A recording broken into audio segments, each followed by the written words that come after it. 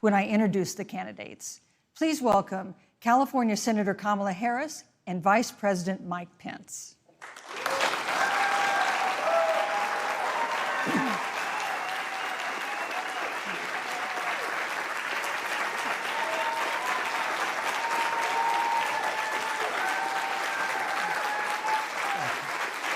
Thank you.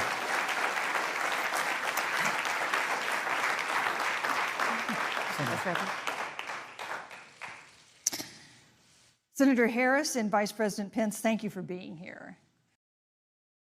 Here on RadioOnFire.com, your man Don McKay in here at the Don McKay Show at Radio on Fire. DJ Don McKay at gmail.com.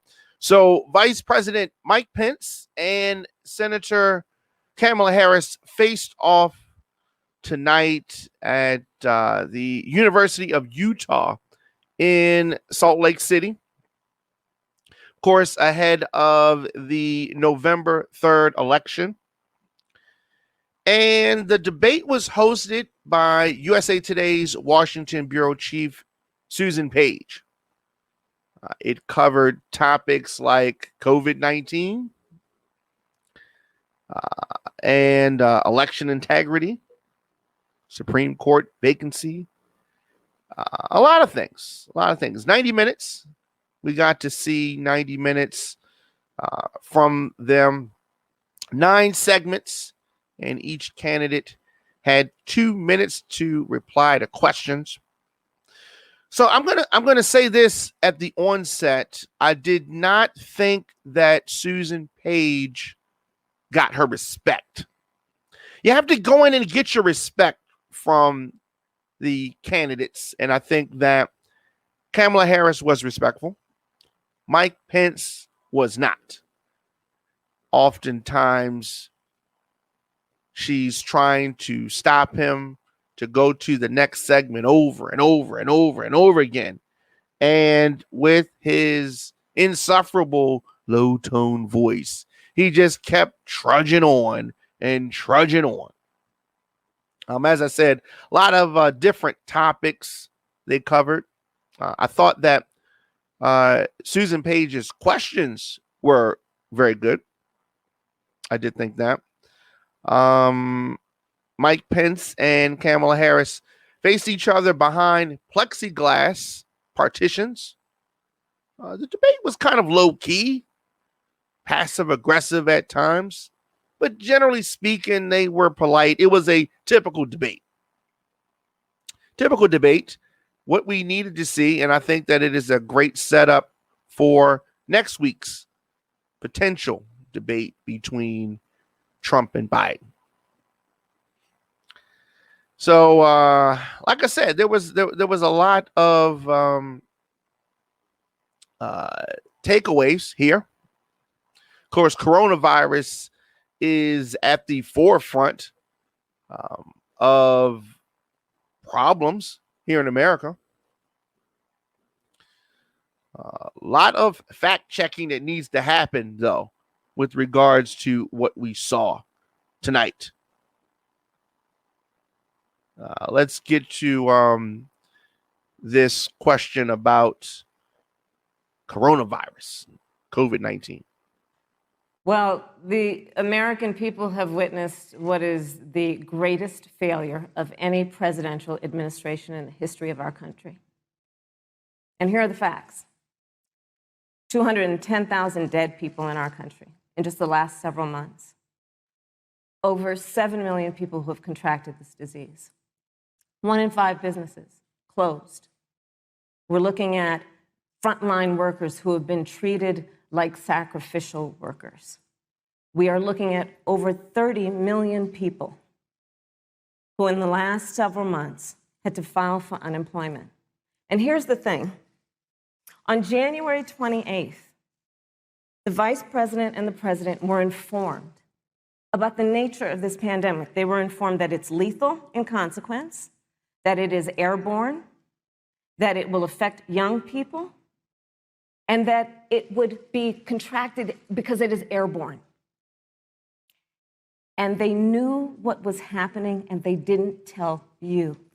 Can you imagine if you knew on January 28th, as opposed to March 13th, what they knew, what you might have done to prepare? They knew and they covered it up. The president said it was a hoax.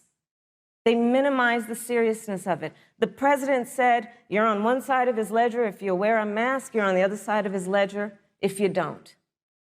And in spite of all of that, today they still don't have a plan. They still don't have a plan. Well, Joe Biden does. And our plan is about what we need to do around a national strategy for contact tracing, for testing, for administration of the vaccine, and making sure that it will be free for all.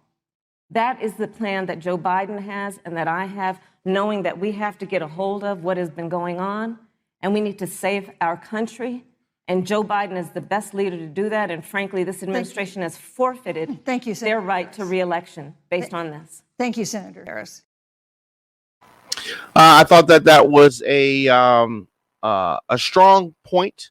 That was one of Senator Harris's highlights. Of course, the candidates are going to clash over COVID-19 and the pandemic response. The response of the Trump administration, Mike Pence says that he wants the American people to know that from the very first day, Donald Trump has put the health of America first. Really, really. Pence's most difficult task may have been trying to persuade Americans that he and the Trump administration have done a good job with COVID-19. Even as the president is labeled a super spreader of this virus that killed more than 210,000 Americans thus far. I wish that Kamala Harris had pushed back more, talking about how the White House is infected. Was a missed opportunity, and there were several missed opportunities from the senator. She did say that the American people have witnessed what is the greatest failure of any presidential administration in the history of our country. Strong statement. The candidates were asked about their fears that political interest could dictate the timing of a vaccine. President Trump and Pence would want you to believe that a fast vaccine is good. They seem to trumpet the fact that it normally takes vaccines years to come, and they want to have it in a matter of months, and they think that that's a good thing. But then on the other hand, Pence tries to say that they're putting the health of the American people first.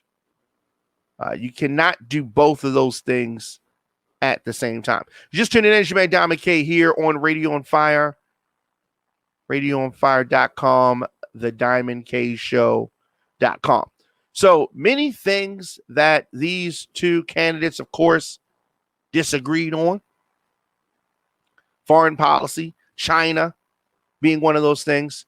Pence says that President Trump stood up to China, which had been taking advantage of America for decades.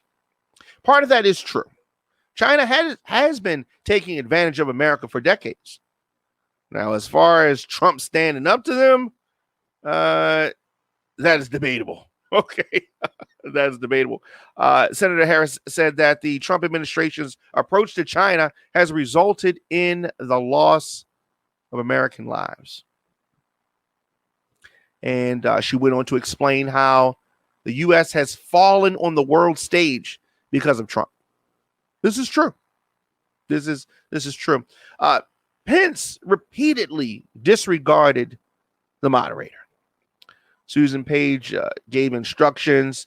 His voice was low, but insistent, speaking over his rival, ignoring questions. She never got her respect. Pence did do better than I expected. Now, let me say this. Kamala Harris and Mike Pence both ducked questions, dodged, did not answer questions that were asked. But something that I think Biden and Harris both struggle on is any question about the Green New Deal or their relationship with it. Harris supported it. Biden does not. Harris is a part of the Biden, ticket. So therefore, she has to take the stance that he's taken on it. But here's what she said when questioned about that. Co-sponsored the Green New Deal in Congress, but Vice President Biden said in last week's debate that he does not support the Green New Deal. But if you look at the Biden-Harris campaign website, it describes the Green New Deal as a crucial framework. What exactly would be the stance of a Biden-Harris administration toward the Green New Deal? You have 2 minutes uninterrupted. Sure. So first of all, I will repeat, and the American people know, that Joe Biden will not ban fracking. That is a fact. That is a fact. I will repeat that Joe Biden has been very clear that he thinks about growing jobs, which is why he will not increase taxes for anyone who makes less than $400,000 a year. Joe Biden's economic plan, Moody's, which is a reputable Wall Street firm, has said will create 7 million more jobs than Donald Trump's. And part of those jobs that will be created by Joe Biden are going to be about clean energy and renewable energy. Because you see, Joe understands that the west coast of our country is burning, including my home state of California. Joe sees what is happening on the Gulf states, which are being battered by storms. Joe has seen and talked with the farmers in Iowa, whose entire crops have been destroyed because of floods. And so Joe believes, again, in science. I'll tell you something, Susan. I served, when I first got to the Senate, on the committee that's responsible for the environment. Do you know this administration took the word science off the website and then took the phrase climate change off the website? We have seen a pattern with this administration, which is they don't believe in science. And Joe's plan is about saying we're going to deal with it, but we're also going to create jobs. Donald Trump, when asked about the wildfires in California, and the question was, the science is telling us this, you know what Donald Trump said? Science doesn't know. So let's talk about who is prepared to lead our country over the course of the next 4 years on what is an existential threat to us as human beings. Joe is about saying we're going to invest that in renewable energy. It's going to be about the creation of millions of jobs. We will achieve net zero emissions by 2050, carbon neutral by 2035. Joe has a plan. This has been a lot of talk from the Trump administration, and really it has been to go backward instead of forward. We will also re-enter the climate agreement with pride. All right. So as we said, the clients asked about their positions on climate change and whether it poses an existential threat. During this debate, Pence gave his thoughts on it. Well, first, I'm very proud of our record on the environment and on conservation. According to all of the best estimates, our air and land are cleaner than any time ever recorded. Our water is among the cleanest in the world. And just a little while ago, the president signed the Outdoors Act. It's the largest investment in our public lands and public parks in 100 years. So President Trump has made a commitment to conservation and to the environment. Now, with regard to climate change, the climate is changing. But the issue is, what's the cause and what do we do about it? President Trump has made it clear that we're going to continue to listen to the science. Now, Joe Biden and Kamala Harris would put us back in the Paris Climate Accord. They'd impose the Green New Deal, which would crush American energy, would increase the energy costs of American families in their homes, and literally would crush American jobs. And President Trump and I believe that the progress that we have made in a cleaner environment has been happening precisely because we have a strong free market economy. You know, what's remarkable is the United States has reduced CO2 more than the countries that are still in the Paris Climate Accord, but we've done it through innovation, and we've done it through natural gas and fracking.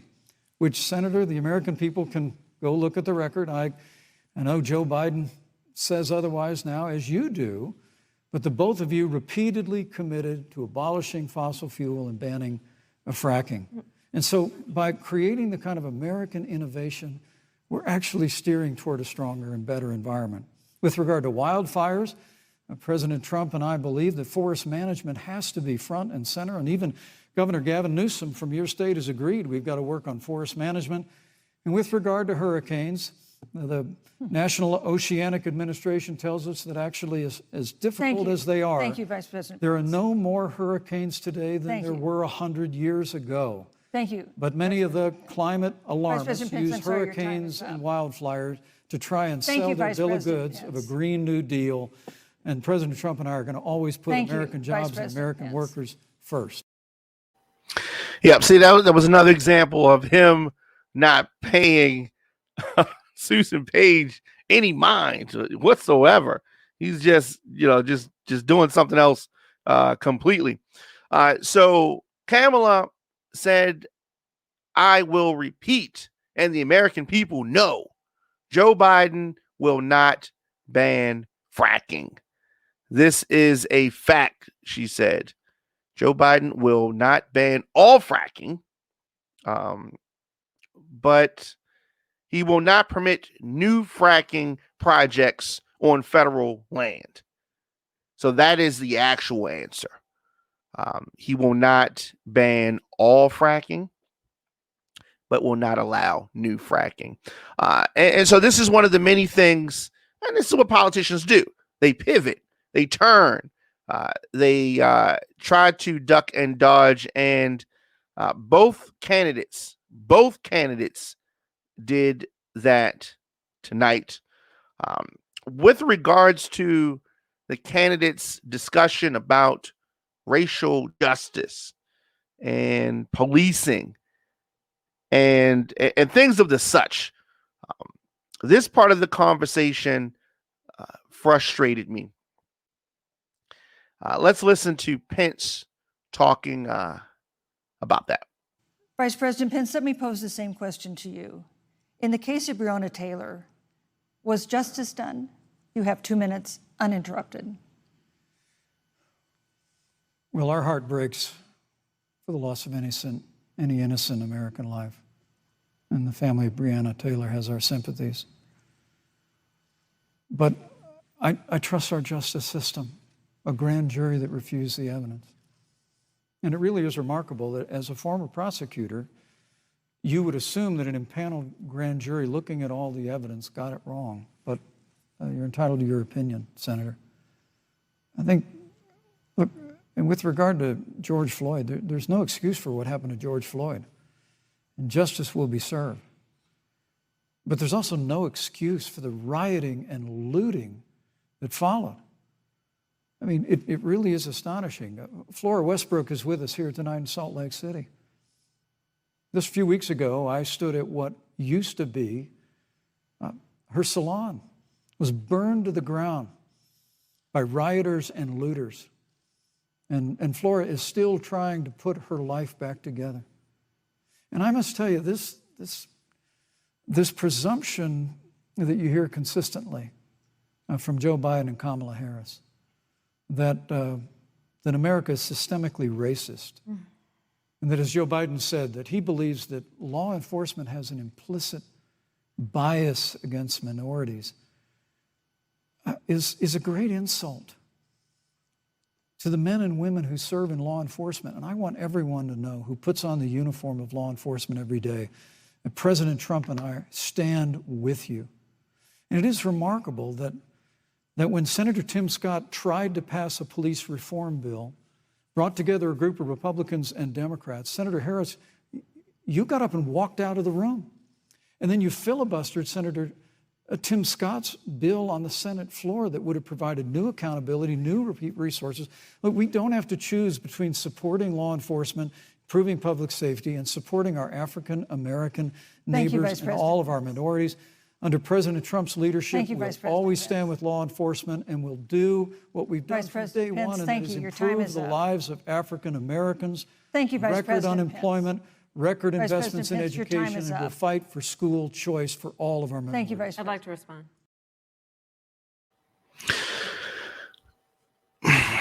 Let me say this.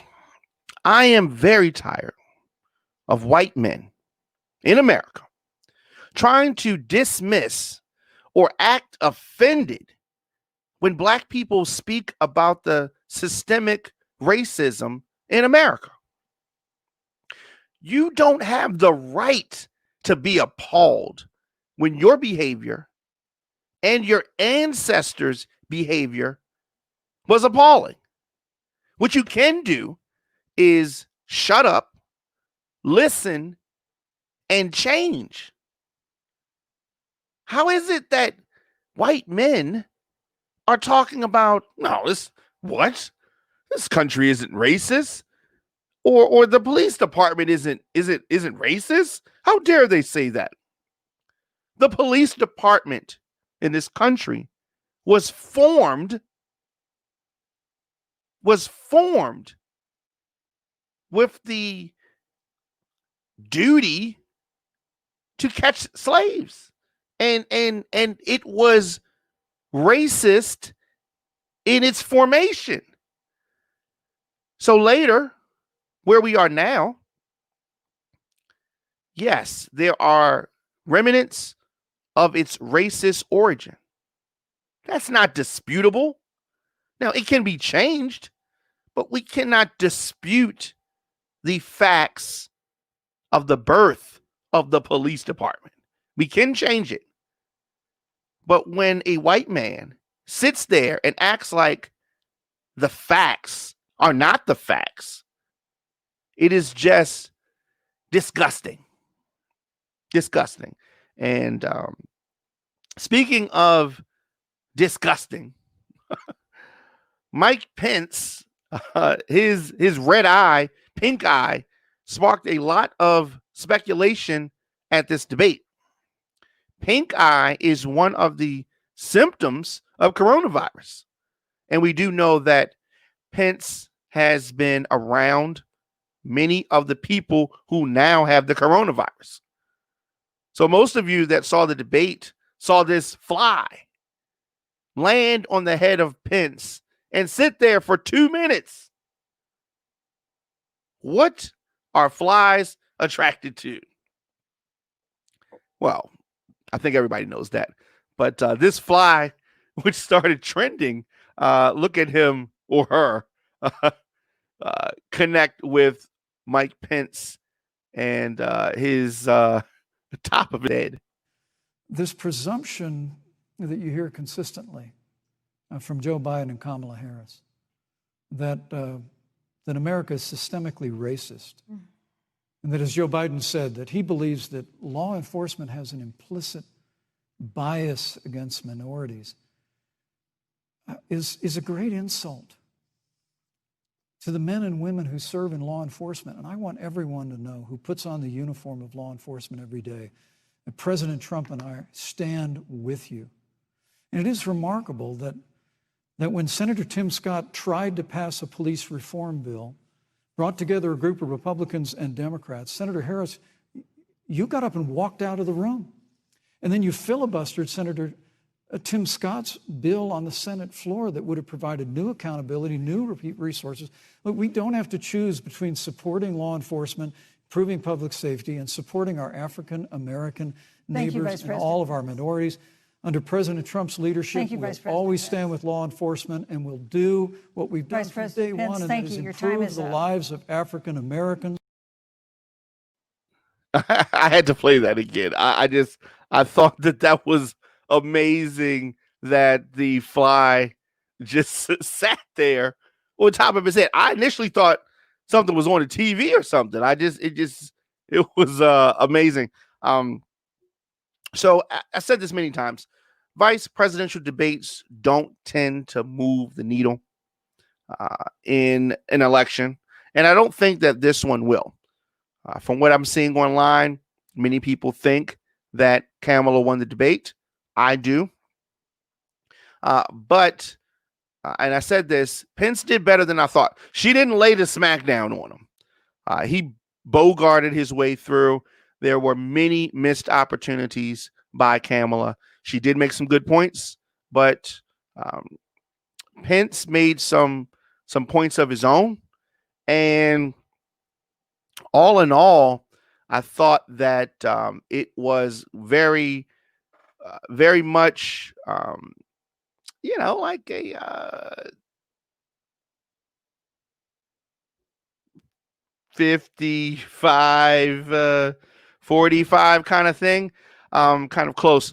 What was another thing that Pence said that I found to be appalling was how he tried to blame the American people for coronavirus spreading. Listen to this. The last 8 months, that when given the facts, they're willing to put the health of their families and their neighbors and people they don't even know first. And President Trump and I have great confidence in the American people and their ability to take that information and put it into practice. In the height of the epidemic, when we were losing a heartbreaking number of 2,500 Americans a day, we surged resources to New Jersey and New York and New Orleans and Detroit. We told the American people what needed to be done, and the American people made the sacrifices. When the outbreak in the Sun Belt happened this summer, again, Americans stepped forward. But the reality is the work of the President of the United States goes on. A vacancy on the Supreme Court of the United States has come upon us, and the President introduced Judge Amy Coney Barrett. Thank you, Vice President. At that, if I may say, that Rose Garden event, there's been a great deal of speculation about it. My wife Karen and I were there and honored to be there. Many of the people who were at that event, Susan, actually were tested for coronavirus, and it was an outdoor event, which all of our scientists regularly and routinely advise. The difference here is President Trump and I trust the American people to make choices in the best interest of their health. Joe Biden and Kamala Harris consistently talk about mandates, and not just mandates with the coronavirus, but a government takeover of health care, the Green New Deal, all government control. We're about freedom and respecting the freedom of the American people. So there was key moments where I wished Harris had pushed back. If you listen to that, this is the same guy who told the American people day after day that they were slowing the spread and flattening the curve and all of these other lies that Pence said. Now he has the audacity to act like this is the American people's fault, and we expect the American people will do what's best. Okay, you guys are in leadership. This is the novel coronavirus that people don't know about, right? They look to you and the administration to guide them and help them in this effort. But Republicans consistently want to have this hands-on, hands-off approach when it is convenient. They talked about the Supreme Court. They talked about abortion. You knew that was something that was going to come up. And Pence said that he would never presume how Judge Amy Coney Barrett would rule on the Supreme Court, but will continue to stand strong for the right to life. Okay. You know that is code words. You know how she's going to rule. That's why she was selected. That's why she was selected. But I will always fight for a woman's right to make a decision about her own body, Harris said. It should be her decision and not that of Donald Trump. Of course, they're talking about Roe versus Wade, the abortion question. Kamala Harris standing up for reproductive freedom and the Affordable Care Act, very important. But as I said, there were questions that both didn't answer. That's what politicians do. That's what politicians do. I thought that the discussion on U.S. foreign policy, Trump not being big on foreign policy, Pence being a little better and better versed on foreign policy than Trump. But this was an interesting debate. There's often this overstated position about the Trump administration destroying the caliphate, and the overplaying of al-Baghdadi, the ISIS leader. That's often something that is overplayed by this administration, and I don't expect that that's going to end anytime soon. So if you saw the debate, I'd be anxious to hear your thoughts. Let me know your thoughts. Who won the debate? Instagram, Facebook, Twitter, LinkedIn, TikTok, at The Diamond K Show, at Radio on Fire. It's been a very, very interesting evening. And of course, Radio on Fire talks to America through our digital news broadcast and social media content. We are a rising multimedia platform generating over 350,000 listeners and viewers per month through our audio and video streams, from politics, breaking news, celebrity info, sports talk, pop culture, and much more. Radio on Fire keeps our audience covered. I will be back tomorrow, 7 p.m. for the program. Of course, The Diamond K Show, wherever you get your podcasts or however you're seeing this, hit the like button, hit the share button, subscribe, and all of that good stuff. As I said, I will be back here tomorrow, aka later on today. You can always support the program via Cash App, $DJ Diamond K. And for everyone here, I will see you guys tomorrow.